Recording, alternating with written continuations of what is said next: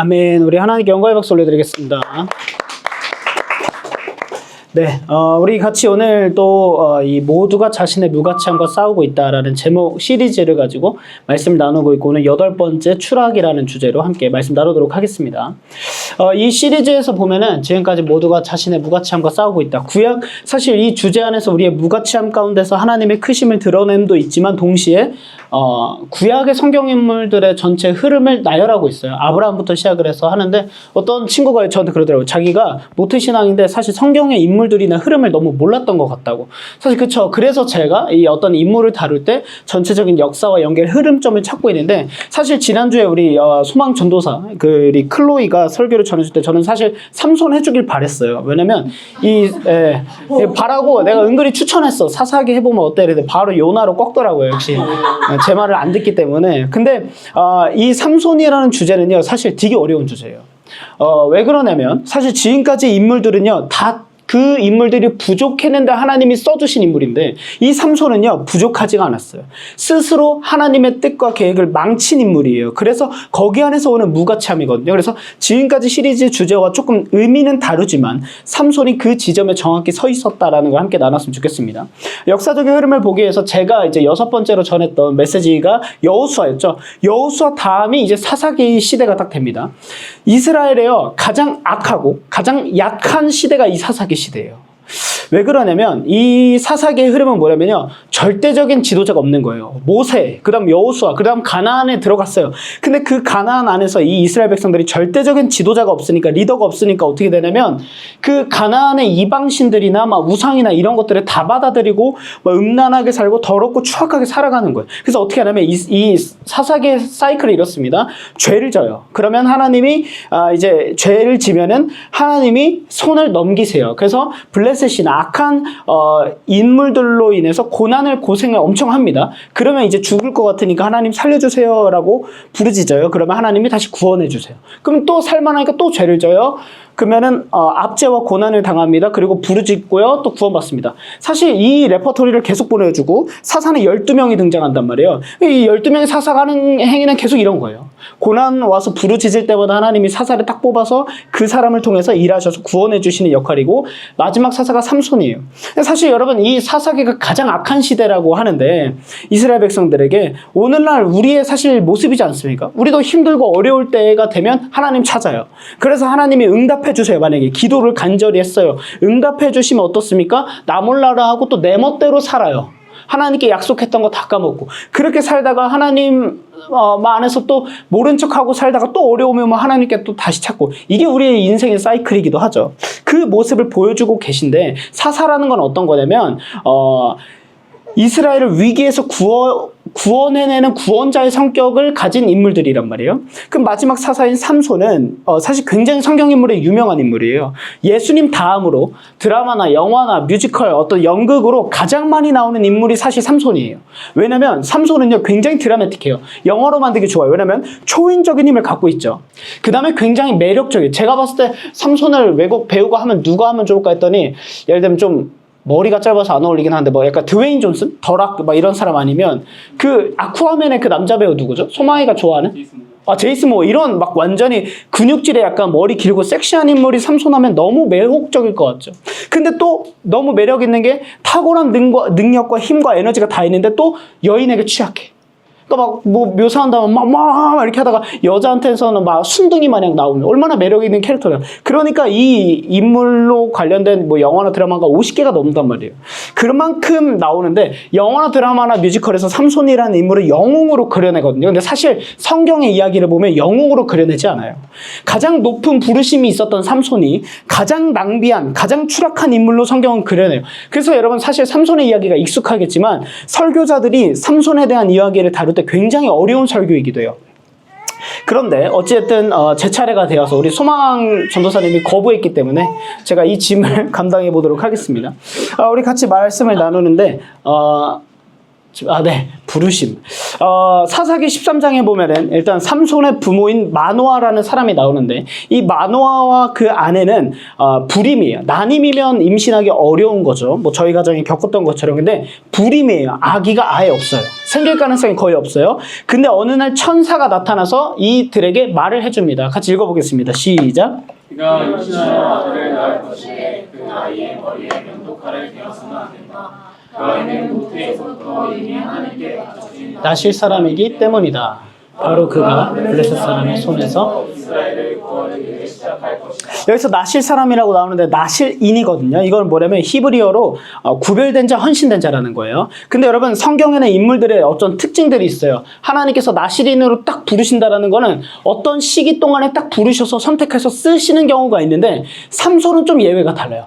태어나면서부터 선택받은 사람이라는 거예요. 근데 나실인에게는요, 세 가지 무조건 지켜야 할 규정이 있어요. 같이 볼게요. 첫 번째는 뭐냐면 포도에서 나온 모든 것과 술을 마시면 안 돼요. 술뿐만이 아니라 포도도 먹으면 안 되고요. 포도에 관련된 모든 것도 먹어서는 안 되고, 두 번째 시체나 부정한 것을 가까이 하면 안 돼요. 구약 성경에 보면 뭐가 부정하다 막 이런 것들이 있죠. 이런 것들을 가까이 해서는 절대 안 되고요. 마지막 머리를 자르면 안 됩니다. 근데 삼손은요, 근데 하나님께서 여기서 눈에 보여지는 특징으로 머리를 깎으면 안 된다라고 하셨는데, 이 머리를 깎으면 안 된다는 건 뭐냐면 모든 사람들이 이 사람은 나실인이구나, 하나님께 좀 선택받은 사람이구나를 눈에 띄게 하시는 경우인 거예요. 딱 드러나는 표식인 거죠. 근데 여러분 성경에 보면 아까도 말씀드렸다시피 태어나면서부터 하나님께 선택받은 인물은요, 사실 손에 꼽아요. 많지 않아요. 우린 많다 생각하는데 누가 있냐면 이삭. 또 누가 있을까요? 한나가 기도해서 낳은 아들 사무엘 있고요. 그 다음에 세례 요한 있습니다. 그 다음에 예수님, 그리고 삼손밖에 없어요. 그러니까 태어나면서부터 구별돼서 하나님께 선택받은 인물은 이 정말 어마어마한 인물들 사이에 삼손이 있어요. 삼손은 자기가 선택한 것이 아니라 일방적으로 신앙이 선택받아진 사람이에요. 오늘날로 따지면 여러분들 이제 모태신앙이거나 조금 더 진도를 세게 나가면 이제 부모님이 서원한 이제 얘를 목사로 만들겠습니다라고 뱃속에서부터 서원한 경우. 그래서 이제 막 그런 경우들이 많죠. 저도 이제 목회자 자녀다 보니까 신학교에 가보면 이제 자기는 가고 싶지 않았는데 부모님이 서원했대서 그냥 온 경우가 있어요. 그 친구들은 대부분 방황하거나 어려워하거나 굉장히 힘든 시간을 보내요. 나는 하고 싶지 않은데, 나는 목사가 되고 싶지 않은데 엄마 아빠가 기도해서 내가 왜 해야 돼? 이런 생각을 간단 말이에요. 근데 여러분, 이 평생을 나실인으로 구별되고 헌신되어서 살아야 했던 삼손이 엄청난 기행들을 저질러요. 그래서 저는 삼손을 이렇게 요약해요. 역사상 가장 힘이 센 망나니라고. 자, 기행을 보여드릴게요. 첫 번째로는요, 삼손이요, 블레셋에 사는 딥나라는 여인이 좋아서 눈에 뿅 가가지고 그 여인을 만나러 블레셋에 딱 가는데 사자 한 마리가 나타나요. 우리 이번에 에버랜드 가신 분들, 우리 다들 막 어린아이처럼 사자 나오니까 우와 막 하면서 막 같이 사진 찍고 영상 찍고 막 이랬단 말이에요. 토니가 자기는 그 에버랜드에서도 그 이제 SUV 타가지고 더 가까이 가는 그거 프로그램 있잖아요. 그거 자기 하고 싶다 그래서 비용 알아보니까 30몇만 원이라서 바로 포기하더라고요. 그런 것처럼 사자가 근데 이 사자가요, 삼손에게 달려들어요. 근데 그 순간 이렇게 나옵니다. 하나님의 영이 강하게 임하셔서 삼손이요, 아기 염소 찢듯이 사자를 손으로 찢어 죽여요. 이거 엄청난 힘이죠. 이거 성경에 삼손보다 강한 힘을 가진 인물로 나타나지 않습니다. 물론 더 키 큰 인물이 있죠. 뭐 골리앗은 있겠지만 삼손만큼 사자를 찢어 죽어요, 손으로. 그 다음에 그렇게 죽인 다음에 이제 블레셋 갔다가 돌아가는데 그 사자 시체 안에 보니까 따뜻한 지방이다 보니까 벌들이 그 시체 안에서 꿀을 만들어낸 거예요. 삼손이 가다가 목말랐나 봐요. 아니면 배가 고팠나 봐요. 꿀이 있으니까 부정한 것을 만지면 안 되는데 시체를 열어서 손으로 꿀을 떠서 먹습니다. 그리고 어떻게 하냐면 그거를 자기만 먹고 만 것이 아니라 자기 부모님에게도 갖다 주는데 말을 안 해요. 말을 안 했다라는 건 뭐가 있죠? 삼손도 알고 있었던 거죠. 나 이거 하면 안 되는데 하는데 삼손은 하나님의 말씀이고 뭐가 없는 거예요. 그냥 개꿀하고 먹고 나 오랜만에 효도를 한번 해볼까? 어머니 이거 드십시오. 근데 그게 효도가 아니죠. 부모님도 부정하게 만드는 악한 짓인 거죠. 또는 뭐가 있냐면 아까 포도주 마시면 안 된다 그랬는데 딥나 여인과 결국 결혼잔치를 열어요. 결혼을 해요. 이방인 여인과 결혼을 합니다. 근데 여러분, 결혼잔치를 여는데 히브리어 원어로 보면은 이건 뭐냐면 음주잔치예요. 7일간 술 파티로 결혼식을 해버린단 말이에요. 술을 마시면 안 되는 사람이 7일간 술 파티로 결혼식을 열어요. 그래서 막 사람들 다 초대해가지고 술 파티 열어버립니다. 그렇게 음주 가물을 좋아하는 사람이고, 삼손은요, 3명의 여성과 이제 그런 것이 나오는데 여성 편력과 음행이 엄청나요. 그러니까 뭐 이방 여인뿐만 아니라 뭐 성경에 표현되는 창녀도 만나서 성관계도 갖습니다. 그러니까 보세요. 이스라엘의 지도자라는 인물이, 이스라엘의 리더로 세워진 인물이 이런 식으로 살고 있으면 여러분들 어떻게 따를 수 있겠어요? 보세요. 봐보십시다. 사사를 오늘날로 말하면 목사라고 할 수 있는데 나노처치 목사인 제가요 막 음행을 즐기고 뭐 제가 뭐 어디서 사진 찍혔는데 막 뭐 여관이 아니에요. 모텔 이런 데서 나오고 막 그런 것들이 찍혀요. 막 술 마시고 갑자기 예를 들면 막 승희한테 전해서 승희야 기분 좋은데 야 뭐 찬양 한번 불러봐라 막 이렇게 하고 한번 생각을 해보십시다. 네, 그러면 여러분들이 저를 목사로 인정하고 따를 수 있겠어요? 아니 지금 이스라엘의 지도자인 사사인 삼손이 이러고 있었다는 거예요. 여러분 이번에 월드컵 하면은 딱 분노가 치밀어 오르시죠. 우리나라 축구협회와 이 홍명보 감독, 실명 언급하면 안 돼요? 근데 작아서 괜찮아요. 저에게 아무도 보는 사람이 없으니까. 일단 홍 감독님이 이제 약간 그렇게 자신만만하고 이 사람이 된다 했지만 말도 안 되는 초유의 사태로 역대 최악의 월드컵이라고 불리면서 탈락을 해버렸어요. 그걸 통해서 알 수 있는 건 뭐예요? 리더 한 명이 얼마나 중요한가. 그렇죠? 여러분 같은 멤버, 비슷한 멤버였는데 전에는 그 벤투 감독이 와가지고 4년간 했더니 우리가 정말 압도적인 경기력으로 16강까지 올라갔는데 이번에는 정말 더 많은 팀원들이 있는데도 불구하고 조별리그에서 광탈해버리는 사건. 리더는 이렇게 중요하단 말이에요. 근데 삼손이 여러분 생각해볼까요? 삼손이 왜 그렇게 망나니처럼 살았을까요? 근데 여러분 한 가지 더 놀라운 게 있어요. 삼손의 힘을 보여주는 것도 있는데 삼손은요 감정에 충실한 사람이었어요. 우리가 이런 얘기하죠. 감정이 태도가 되지 말자 하는데 삼손은 감정이 곧 태도였어요. 화가 나니까 어떻게 하냐면 자기를 잡아온 블레셋 사람들한테 처음에는 끌려가죠. 그러니까 진짜 또라이끼가 있어요. 블레셋 사람들이 자기를 잡으러 오거든요. 그러니까 막 삼손이 이상한 짓 많이 해요. 여우에 불 붙여가지고 블레셋 막 땅 황폐하게 만들어버려 막 이러니까 이 눈의 가시 같은 블레셋 사람들이 이제 삼손을 잡으려고 하는데 처음엔 잡혀가줘요. 이렇게 잡혀가다가 블레셋까지 도착해요. 근데 갑자기 이제 그만할 때가 된 것 같다 해가지고 어떻게 하냐면 그냥 갑자기 수가 발풍 풀어요. 어떻게 하냐면 옆에 나귀 턱뼈를 가지고 약간 황해의 영화 보시면 김윤식 씨가 뼈로 죽이 이거 성경의 원조란 말이에요. 나귀 턱뼈로 가지고 블레셋 사람 1000명을 때려 죽인단 말이에요. 여러분 이게 말이 1000명이지. 여러분 생각해보세요. 제가 상상을 해보니까 이 1000명이라는 게 우리가 너무 이게 신화적인 이미지인 것 같아서 삼손이 힘이 세니까 한 번 칠 때마다 한 명이 죽는다고 쳐보십시다. 근데 똑같은 행위를 1000번 해도 힘들잖아요. 엄청난 능력을 가지고 근데 여기도 또 나와 있는 게 뭐냐면 주님의 영이 강하게 임하셔서 삼손이 다 1000명을 때려 죽여요. 근데 여러분 삼손이 얼마나 웃기고 뻔뻔하냐면 갑자기 삼손이 성경에서 하나님을 딱 2번 찾거든요. 1000명 때려 죽인 다음에 갑자기 하나님 찾아요. 뭐냐면 하나님 제가 너무 목말라서 여기서 죽을 것 같은데 물 좀 내주시오 이래요. 그러니까 하나님은 어떻게 하냐면 우물을 탁 터뜨려서 물을 내주세요. 실제로. 아니 이렇게 망나니 같이 사는 삼손의 말을 들어서 하나님이 물을 내주셔서 물 마시고 돌아와요. 이게 나옵니다. 근데 왜 이렇게 살았을까? 왜 이렇게 망나니짓 하면서 살았을까? 주석학자 블록이라는 사람이 사사기를 이제 연구하면서 이렇게 표현해요. 삼손은 어기려고 작정한 게 아니었다. 그냥 자신에게 주어진 것을 진지하게 대하지 않았다. 장난감처럼 대했다 이거예요.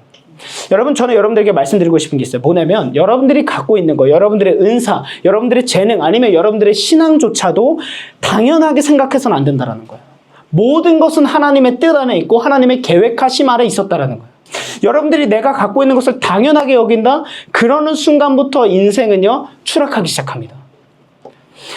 부부관계가 있어요. 부부 안에서 서로 평등해야 됩니다. 남자는 여자를 사랑해야 되고 여자는 남편을 존경하라고 성경에 나와놨어요. 근데 그걸 어기고 이걸 당연하게 생각을 해요. 예를 들면 부부가 서로 너는 나의 아내고 남편이니까 나한테 이렇게 하는 게 당연해. 이렇게 나를 위해서 이렇게 계속 이렇게 한다고 해보십시다. 건강한 부부관계가 아니에요. 추락하기 시작해요. 건강한 관계가. 하나님의 말씀하시는 건 뭐냐면 주어진 것이 당연한 것은 아무것도 없다라는 거예요. 너에게 주어진 것이 어디로부터 왔는지를 늘 기억해라, 주의하라고 말씀하세요. 그럼 여러분들에게도 말씀드리고 싶은 것이 있어요. 선택하지 않은 신앙. 여기서 모태신앙인 분들 한번 손들어 보시겠어요? 모태신앙이다. 나는 부모님도 교회를 안 다녔는데 내가 교회를 이제 다니기 시작했다. 계신가요? 우리 저희 장모님이 그러셨어요. 거의 흔치 않죠. 모태신앙들은요, 어떤 지점이 한 번씩 오냐면, 모태신앙이거나 아주 어렸을 때부터 교회를 다닌 분들은 나는 선택하지 않은 신앙을 살아가야 된다라는 게 있어요. 그렇죠? 특히 그 부모님의 신앙이 깊고 단단할수록 그런 생각을 많이 하게 돼요. 부모님이 장로님이야. 그러면 막 교회에서 모범이 돼야 되고 막 열심히 섬겨요. 새벽 예배 다가오고. 근데 그걸 나한테도 요구해. 나는 그러고 싶지 않은데 내가 왜 이걸 해야 되지라는 생각이 들이닥치죠. 여러분 그 박진영 씨가 요즘에는 이제 신학 강의도 하는데 물론 그 박진영 씨의 신학 강의가 신학자들 사이와 목사들 사이에 말이 많습니다. 그중에서 조금 이단 논의도 많아서 여러분들에게도 보는 걸 추천하진 않은데 그 전에 박진영 씨가 이제 그냥 막 일반적으로 막 그런 명언도 했잖아.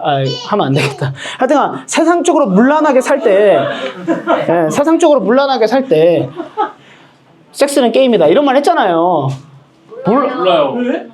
그런 말을 했어? 나만 나쁘다. 내가 한 게 아니라, 제와피가, 좀 빡세네.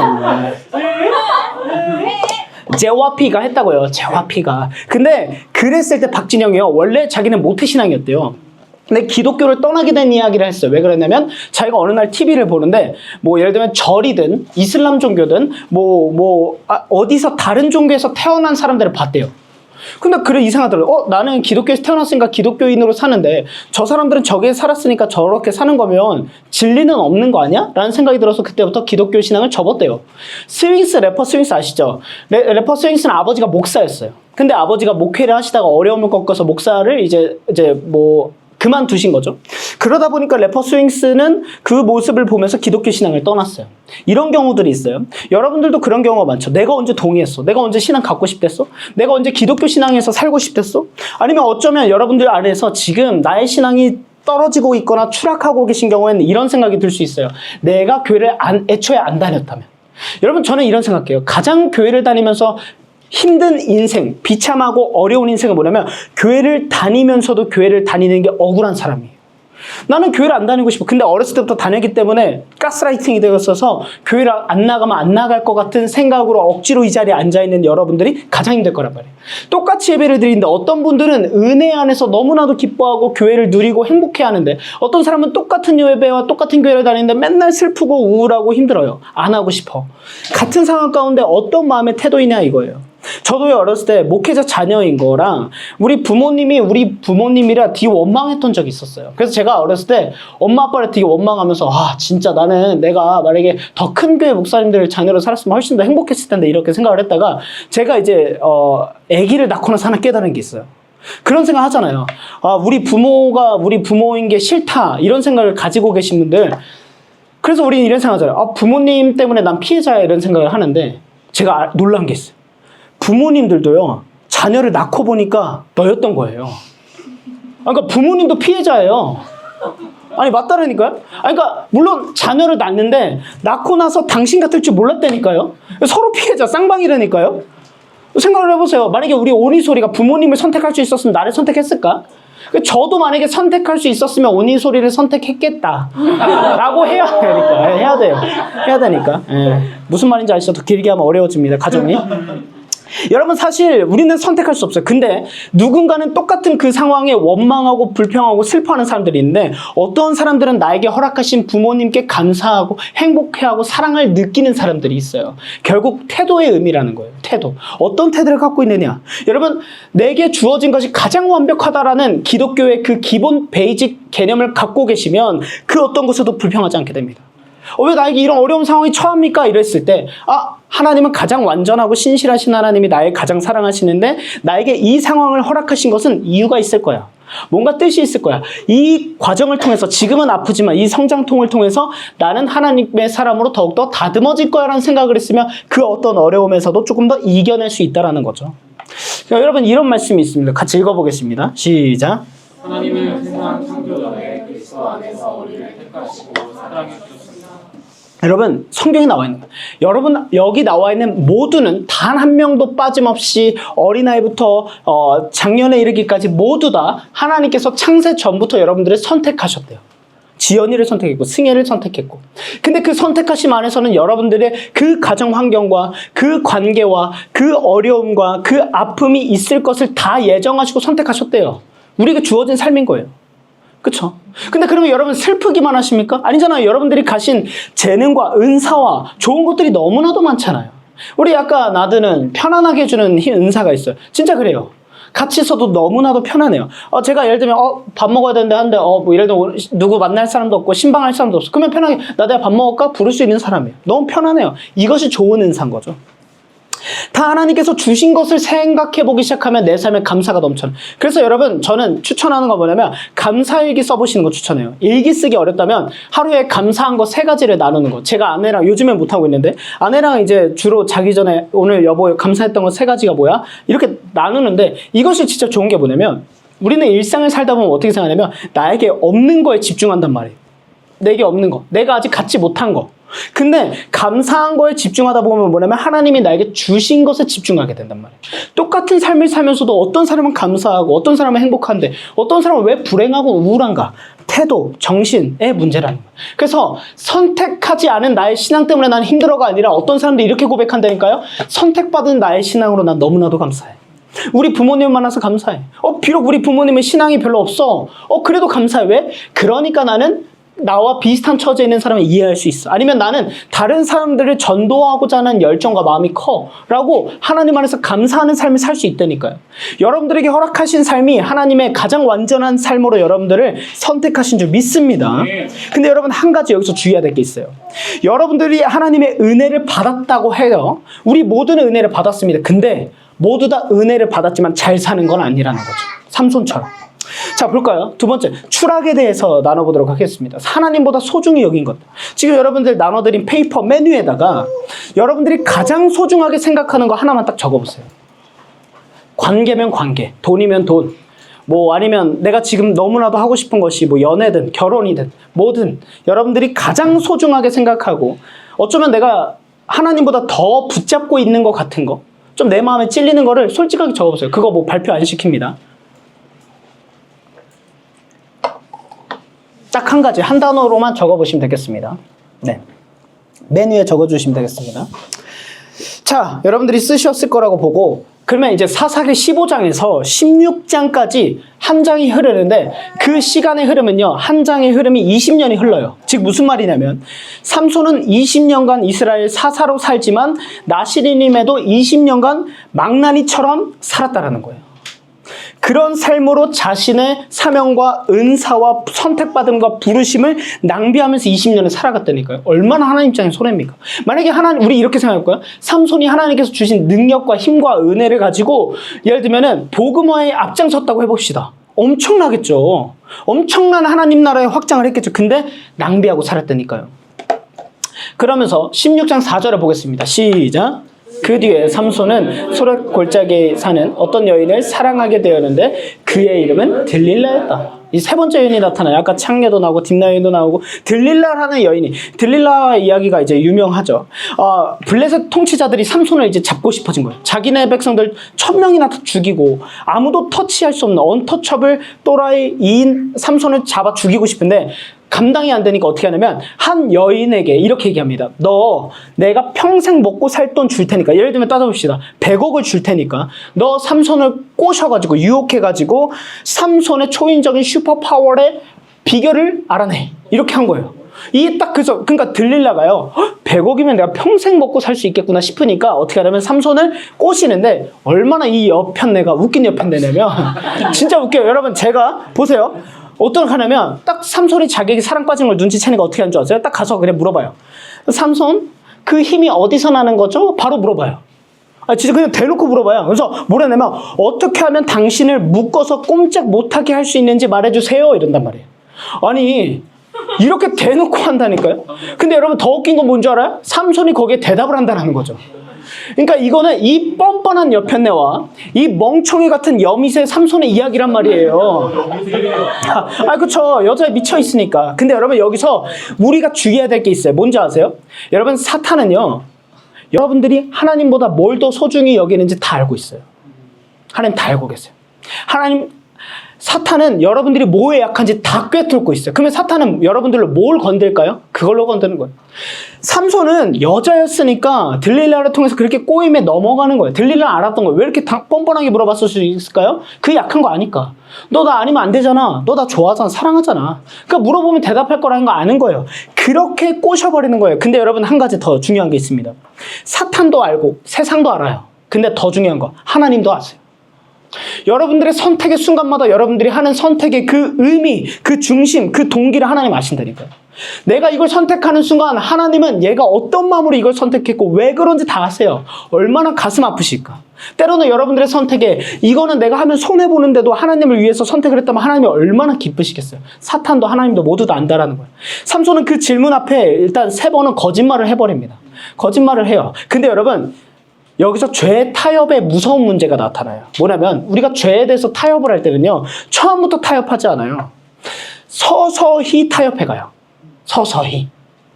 예를 들면 이런 거죠. 처음에는 안 돼. 난 그러면 안 돼. 이렇게 딱 단호하게 했다가 두 번째는 어떻게 되냐면 이러면 안 되는데 그러다가 마지막은 뭐냐면 어쩔 수 없지 하고 딱 타협을 해버리는 거예요. 죄는 여러분 그렇지 않습니까? 여러분들이 짓는 죄의 생각을 해보세요. 처음부터 갑자기 그런 죄를 엄청나게 저질러버리는 사람이 있습니까? 대부분 조금씩 타협을 하기 시작을 하면서 넘어간단 말이에요. 지금 삼손이 그거 보여주는 거예요. 3번이나 거짓말을 하는데 점점 마지막 자기가 지켰던 머리를 자르지 않는 것까지 머리카락까지 간단 말이에요. 그러는데 여러분 계속 거짓말하니까 들릴라가요. 막 당신은 날 사랑하지 않군요. 막 이렇게 한단 말이에요. 그러니까 가스라이팅을 해요. 날 사랑한다면 어떻게 거짓말을 할 수 있어요. 근데 얼마나 더 웃기냐면 진짜 예를 들면 풀을 7가닥으로 해서 날 묶으면 나는 힘을 못 써. 삼손이 처음으로 거짓말을 하니까 실제로 삼손이 자고 있을 때 그렇게 묶은 다음에 삼손 일어나세요. 블레셋 군대가 닥쳤어요. 이렇게 진짜 누가 봐도 말도 안 되는 연기를 하고 블레셋 사람들이 닥치잖아요. 그럼 삼손이 눈치를 채야 되잖아요. 지금 옆에 내가 날 잡으려고 거짓말을 했구나. 삼손이 어떻게 합니까? 뚝 끊어서 이렇게 물리치죠. 근데 또 삼손 옆에 들릴라에 빠져가지고 거기에 타협을 하면서 또 그 말에 넘어간단 말이에요. 계속 그렇게 살아가요. 근데 여러분 이제 16절에 이렇게 나옵니다. 들릴라가 같은 말로 4번이나 끈질기게 졸라대니까 삼손은 이렇게 나와요. 마음이 괴로워서 죽을 지경이었다. 여러분 죄를 짓는 것에 있어서 내가 마음이 괴로워서 죽을 지경까지 되면요. 그 인생은 추락한 걸 넘어서 거의 신앙의 사형 선고 당한 입장인 거죠. 여러분 삼손은 나실인이니까 그러니까 쉽게 말하면 목사라니까요. 근데 죄를 짓고 또 져가지고 이제는 이 여인 하나 때문에 죽을 지경이래요. 그래서 어떻게 합니까? 17절에 이제 그 이야기 마지막 비밀을 말해버려요. 같이 읽어보겠습니다. 시작. 하는 수 없이 삼손은 그에게 순마음을 다 털어놓으면서 말하였다. 나의 머리를 이것도 칼을 대어본 적이 없는데 이것은 내가 모태에서부터 하나님께 바쳐진 나실 사람이기 때문이요. 내 머리털을 깎으면 나는 힘을 잃고 약해져서 여느 사람처럼 될 것이다. 자 보세요. 우리는 죄에 괴로워해야 되는데 삼손은요. 들릴라에게 비밀을 말해주지 못해서 괴로워요. 내가 이렇게 하나님 뜻대로 해버리면 너가 날 떠날까 봐 두려운 거예요. 내가 하나님 뜻대로 살면 내가 원하는 걸 못 이룰까 봐 두려운 거예요. 내가 하나님 뜻대로 살면 내가 맨 위에 적은 그거 놓칠까 봐 두려운 거예요. 관계면 관계, 돈이면 돈. 근데 여러분 우리 하나님 믿는 사람들은 이런 마음 아닙니까? 나 그런 거 다 잃어도 하나님 한 분이면 충분합니다가 우리의 신앙의 초심이자 가장 중심이잖아요. 근데 만약에 여러분들이 이 고백이 지금 어색하고 어렵고 힘들다면 점검해 보셔야 되는 거예요. 내가 지금 어떤 부분에서부터 신앙이 지금 추락하고 있지? 나의 지금 어떤 부분에서 내가 자꾸 넘어지고 타협하고 있지를 점검해 보셔야 돼요. 지금 삼손은 이런 마음 상태에서 지금 다 말해버린 거예요. 근데 여러분 그 다음 절에 20절에서 우리가 마주하고 싶지 않은 가장 무서운 말씀이 나타납니다. 같이 읽어보겠습니다. 시작. 그때 들릴라가 삼손 블레셋 사람들이 들이닥쳤어요 하고 소리쳤다. 삼손은 잠에서 깨어나 내가 이번에도 저번처럼 뛰쳐나가서 힘을 떨쳐야지 하고 생각하였으나 주님께서 이미 자기를 떠나신 것을 미처 깨닫지 못했다. 여러분 삼손은 몰랐어요. 가장 큰 문제는 뭔지 아세요, 여러분? 여기서 삼손이 여자를 선택한 거, 하나님보다. 그리고 여자에게 자신의 해서는 안 되는 비밀을 다 밝혀준 거, 마지막까지 지켜야 할 선, 신앙의 선을 다 넘어선 거보다 더 큰 게 문제인지 아십니까? 뭐가 문제냐면 힘이 빠진 게 문제가 아니라 하나님이 자기에서 떠나신 거예요. 근데 더 무서운 거, 하나님이 자기에서 떠나셨는데 그걸 몰라요, 삼손은. 얼마나 무감각하면, 영적으로 깨어있지 못하면, 얼마나 자신의 신앙이 별 볼 일 없고 하찮으면 하나님이 나에게서 떠난 걸 몰라요. 가장 무서운 건 뭔지 아십니까? 나의 신앙이 계속해서 추락하고 있고 밑바닥이고 나의 신앙이 하나님과의 관계가 아무것도 없는 것처럼 살아가고 있는데 내가 그걸 모른다면 그게 가장 비참한 삶인 거예요. 열심히 살아요. 돈을 많이 벌어요. 세상에 성공을 이뤄요. 그래 내면 뭐합니까? 만약에 하나님의 영이 나와 함께 하지 않으면 나의 인생의 끝은 지옥이라는 그 앞에, 현실 앞에 뭘 할 수 있겠어요? 가지고 갈 수 있는 거 아무것도 없는데. 지금 그걸 생각해야 돼요. 가장 무서운 추락은 뭐냐면 하나님에게서 멀어지는 거라는 거예요. 어떤 거냐면 쉽게 생각하면 낙하산 없이 스카이다이빙 하는 거예요. 제가 여러분 번지 점프를 해봤어요. 이제 그 20살에 이제 연애를 했을 때. 우리 장모님이 웃으셨네. 장모님 계시니까 좀 빡센데. 네, 20살에 연애를 했는데 군대 가기 전에 우리가 뭔가 한번 좀 기억에 남는 걸 해보자 해가지고 분당에 율동공원이라는 곳에 번지 점프를 하는 데가 있어요. 거기를 갔어요. 깡 좋게 가가지고 우리 번지점프해서 그때는 이제 또 약간 이게 좀 조심스러운데 이제 커플 번지 하자고 하자고 한 건데 여러분 다행히 경험이 둘 다 없으면 커플 번지를 못 한대요. 그래서 그때는 아쉬웠지만 지금은 다행히 이제 커플 번지를 못 하고 뛰어내리는데 저는 이제 남자니까 내가 먼저 뛸게. 가만히 있어. 나 남자니까 내가 먼저 뛴다. 근데 문제는 제가 그 여인을 이길 수 없었다라는 거죠. 그 여인이 자기가 먼저 뛰겠대요. 그래서 아니다, 내가 먼저 뛰겠다. 그래서 저는 이런 생각을 했어요. 두 가지. 첫 번째, 이 여인이 나보다 멋있게 뛰면 안 되는데. 그 두 번째는 이 여인이 망설이는 수가 나보다 적어야 되는데 내가 남자니까. 근데 제가 못 이기니까 결국 먼저 뛴다 그랬는데 어떻게 되냐면 번지 딱 한 다음에 이 사람이요, 그 직원분이 진짜 무심해요. 자기 일 아니니까 그냥 딱 쓰자마자 3, 2, 1 번지 뜁니다 막 이래요. 근데 어떻게 서자마자 뛰어요. 진짜 어떠냐면 딱 서는 순간 앞에 아무 방해물이 없으니까 세상이 탁 트여있는 느낌이란 말이에요. 근데 이제 그 여인이 이제 3, 2, 1 번지 하는데 처음에 이러는 거예요. 잠깐만요 이러는 거였어. 다행이다. 한 번에 못 뛰어서 다행이다. 나에게 기회가 한 번 생겼다. 근데 그 사이에 잠깐만요 이랬더니 갑자기 하면서 뛰는 거예요. 근데 진짜 잘 뛰어가지고 이렇게 약간 멋있게 팍 하고 떨어져가지고 디웅 했어요. 그래서 잘 뛰었는데 큰일 났다. 내 차례인데. 그랬더니 이제 이 조교님이 그 다음 직원분이 저를 이제 도발하는 거죠. 자, 여자친구 잘 뛰었습니다. 잘 뛸 수 있습니까? 말이에요. 그래서 군대도 아닌데 그래서 내가 할 수 있습니다! 하고 딱 섰단 말이에요. 그래서 나도 똑같이 하더라고요. 3, 2, 1 번치 하더라고요. 근데 제가 하는데 진짜 다리가 저리는 거예요. 제가 겁이 없거든요. 근데 이거 약간 진짜 빡세네. 그런 생각을 하고 있는데 제가 그 사이에 그래도 내가 저 여인보단 잘 저 여인만큼은 해야지. 그래서 하고 제가 멋있게 뛰어야겠다 해서 저도 모르게 엄청난 추진력으로 이렇게 멀리 팍 뛰어버렸는데 여러분 번지점프 할 때 멀리 뛰면 안 되더라고요. 그러니까 그냥 앞으로 넘어지듯이 뛰어야 여러분 멋있는 자세로 이렇게 쭉 내려가는데 제가 어떻게 되냐면 이렇게 너무 힘줘서 이야 하고 뛰니까 이러고 추락했어. 진짜. 근데 여러분 이렇게 추락하면 무서운 이유가 있어요. 위험한 이유가 뭐냐면 이렇게 떨어져야 끈이 있으니까 이렇게 대롱대롱 하는데 저는 이렇게 떨어지잖아요. 그럼 줄이 이렇게 있잖아요. 그거 어떻게 되냐면 튕기는 순간 갑자기 360도 들어가면 붕 막 이렇게 돌아요. 그래서 저는 지금까지 T-익스프레스를 안 무서워하는 거예요. 그 튕기는 순간 갑자기 막 감고. 근데 위험한 거 뭐냐면 끈이 저를 이렇게 감싸면 이게 약간 쫄려서 위험하대요. 다칠 수도 있거나 심지어 사망사고도 있었대요. 그래서 그러면 안 되는데 제가 너무 무서워서 이제 급발진해가지고 이렇게 떨어져서 막 비웅비웅 돌았다가 근데 또 그 여인은 눈치 없이 야 성민아 하트해봐 이러고 있는 거예요. 뭐 돌아가면서 막 그랬던 기억이 있는데 여러분 그렇게 뛴다고 했을 때 날 잡아주는 게 없다라고 쳐보면 그 추락의 끝은 죽음인 거죠. 여러분 우리는 감사한 게 있어요. 끊임없이 우리의 신앙은 어떤 사람들은 추락하는 경우가 있고 어떤 사람은 상승하는 경우가 있어요. 근데 너무나도 감사한 건 뭐냐면 여러분의 추락 가운데 하나님이 끈 하나로 여러분들을 잡고 계셔 주신다는 사실이에요. 만약에 내가 추락하는 것이 하나님이 싫고 원망스럽고 미워서 나를 포기하셨다 하면 어떻게 됩니까? 날마다 나는 줄 없이 뛰어내리는 꼴이죠. 죽음으로 끝날 거예요. 근데 하나님이 날 선택하셨다라는 건 뭐예요? 너가 추락하는 과정 가운데도 난 널 붙잡아줄 여호와야. 하나님이야. 이거의 의미인 거죠. 그러면 여러분 이제 마지막 이야기를 향해 가도록 하겠습니다. 하나님이 떠났어요. 그러니까 어떻게 됩니까? 자신이 갖고 있는 능력과 힘과 그 모든 것이 내 것인 줄 알았는데 삼손은 하나님의 영이 떠나니까 아무것도 없는 나는 별 볼 일 없는 사람이었구나를 깨닫죠. 그래서 힘이 없어요. 그래서 잡혀갑니다. 가자마자 어떻게 되냐면 삼손이 여러분 신체 구조에서 가장 약했던 게 뭘까요? 눈이죠. 왜냐면 아름다운 여인들에 꽂혀가지고 맨날 죄를 지고 했으니까. 근데 성경은 아이러니하게 가장 약한 눈을 성경에서는 뽑게 만들죠. 블레셋 사람들이 두 눈을 뽑아요. 그래서 삼손은 아무것도 보지 못합니다. 더 이상 산다고 해도 사는 게 아니에요. 왜? 자기는 여인들을 보고 음행을 지르는 것이 자신의 인생의 낙인데 눈이 없으니 그걸 할 수가 없게 만든 거죠. 하나님의 아이러니함이죠.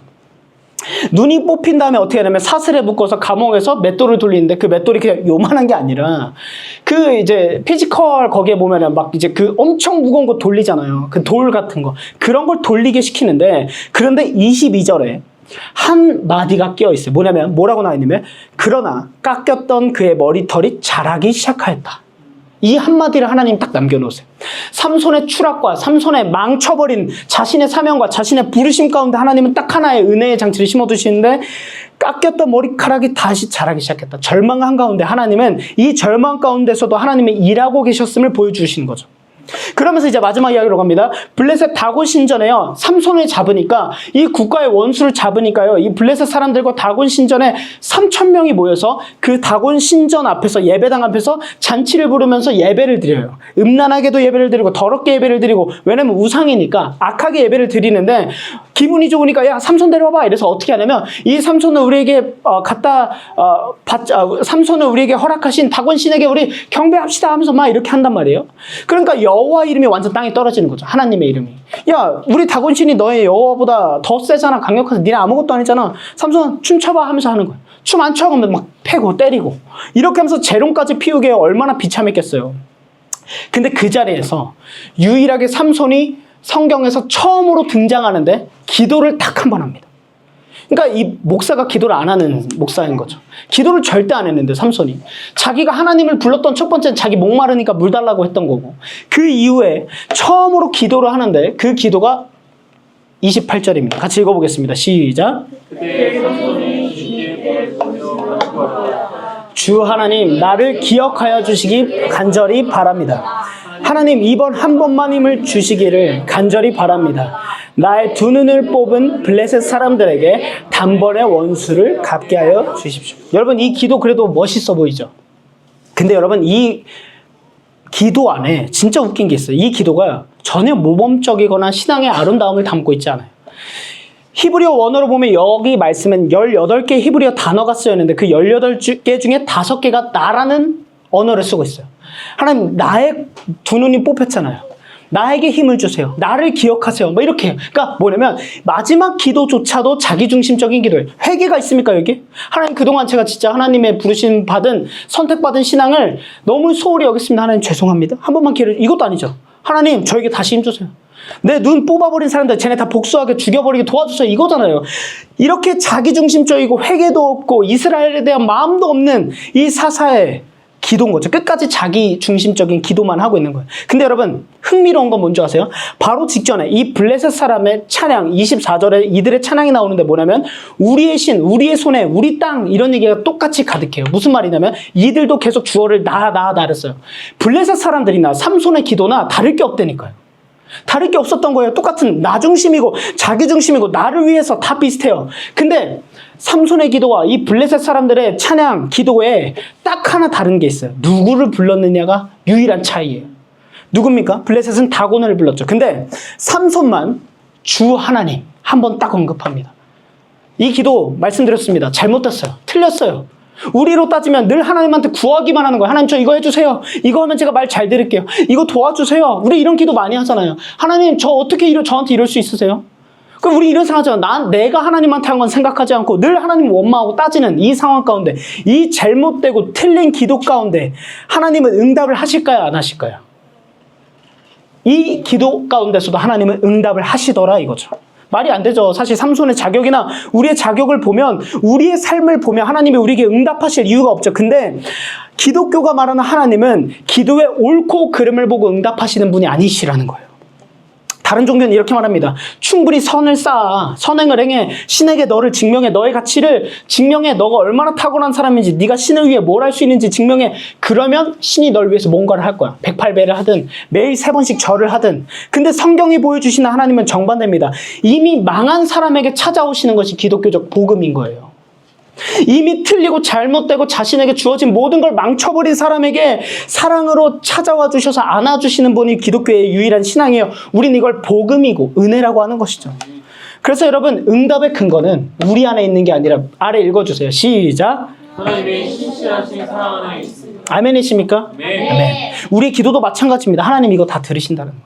때로는 우리의 잘못된 기도, 우리의 이기적이고 자기 중심적인 기도까지도 하나님은 들어주신다는 거예요. 왜요?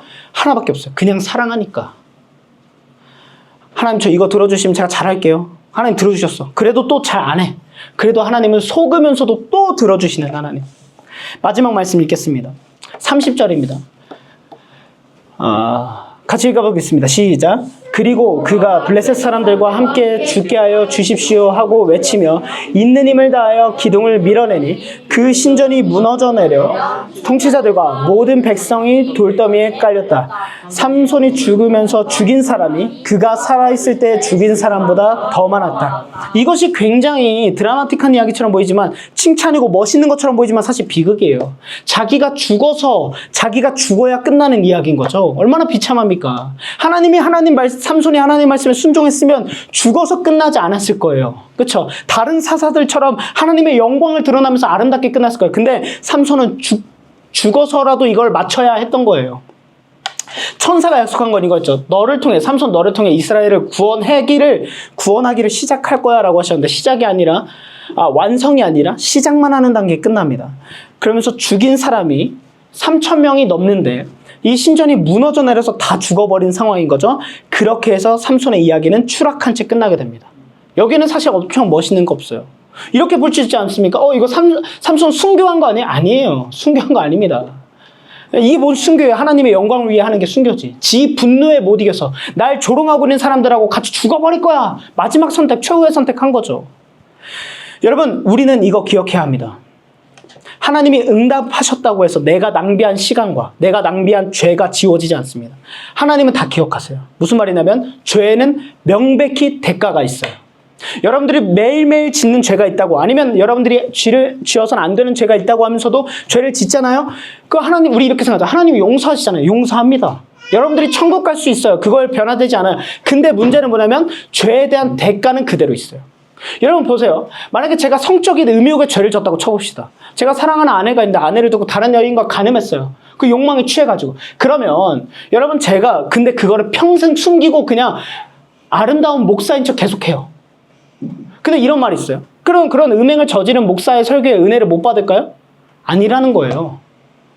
성적인 죄를 저지른 목사들이 설교를 했을 때 은혜를 못 받았냐? 아니라는 거예요. 그럼 아무도 몰랐다는 거예요. 설교 때 그렇게 울더라는 거예요. 근데 왜 울었겠어요? 설교 때라도 하나님 도와주세요 이랬다가 또 돌아가면 또 유혹에 넘어서 또 죄지는 거예요. 그렇게 살 수 있다라는 거예요, 실제로. 근데 여러분, 그런 과정 가운데 제가 떳떳하게 살 수 있겠냐고요. 죄의 대가는 뭔지 아세요? 저는 모두를 속이고 살겠지만 평생 이 자리에 설 때마다 하나님께 그 찔림 안에서, 죽기 전까지 그 죄의 정죄 아래서 내 스스로 놓이면서 자유하지 못하게 살아가겠죠. 모두에게 그 죄에 합당한 대가는 있습니다. 그 죄라는 건 음행 저지르고 이것만이 아니라, 여러분들이 하나님보다 우상시 삼고 있는 여러분들이 적은 거, 그것을 하나님보다 늘 선택할 때마다 그 죄는 날마다 쌓여가고 그 죄의 대가는 있을 거라는 거예요. 그럼 우리가 해야 될 건 뭐겠습니까? 말씀을 마쳐가면서. 자, 이제 적용하고 마무리하겠습니다. 나는 이미 너무 멀리 와버렸다고 느끼시는 분들, 하나님은 그 자리를 외면하지 않습니다. 여기서 우리 두 가지 기억합시다. 적용입니다. 낭비된 시간은 낭비된 시간으로 남을 수 있습니다. 그러나 분명히 대가는 있습니다. 제가 말씀드렸어요. 근데 그럼에도 불구하고 두 번째, 의리의 은혜입니다. 그 끝자락에서 던지는 부족한 기도조차 하나님은 들으신다라는 거예요. 여러분들이 그 페이퍼의 메뉴에 적으신 그 한 단어, 하나님보다 앞에 두었던 거, 그거 이 시간에 하나님 앞에 내려놓으시길 주님의 이름으로 축복합니다. 그것보다 우리 하나님을 선택하는 하나님의 백성으로 살아가길 주님의 이름으로 축복합니다. 주 하나님께 우리도 삼손처럼 주 하나님께 다시 한번 우리의 신앙을 올려드리고 우리의 부족한 기도라도 올려드리며 하나님을 부르며 다시 우리 일상에서의 하나님 관계를 회복하며 나아가길 주님의 이름으로 축복합니다. 반주해 주시면 감사하겠습니다.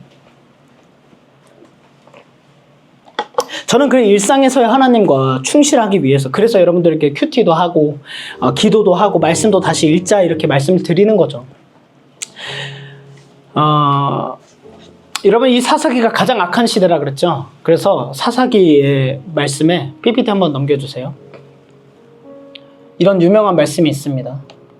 네, 같이 읽어보겠습니다. 시작. 그때에는 이스라엘에 왕이 없었으므로 사람들은 저마다 자기의 뜻에 맞는 대로 하였다. 여러분, 자, 이때 왕이 없었습니다. 이 다음에 그래서 이스라엘 백성들이 그토록 요구하니까 왕 사울을 세워주시죠. 근데 여러분 그러면 이스라엘에는 단 한 번도 왕이 없었을까요?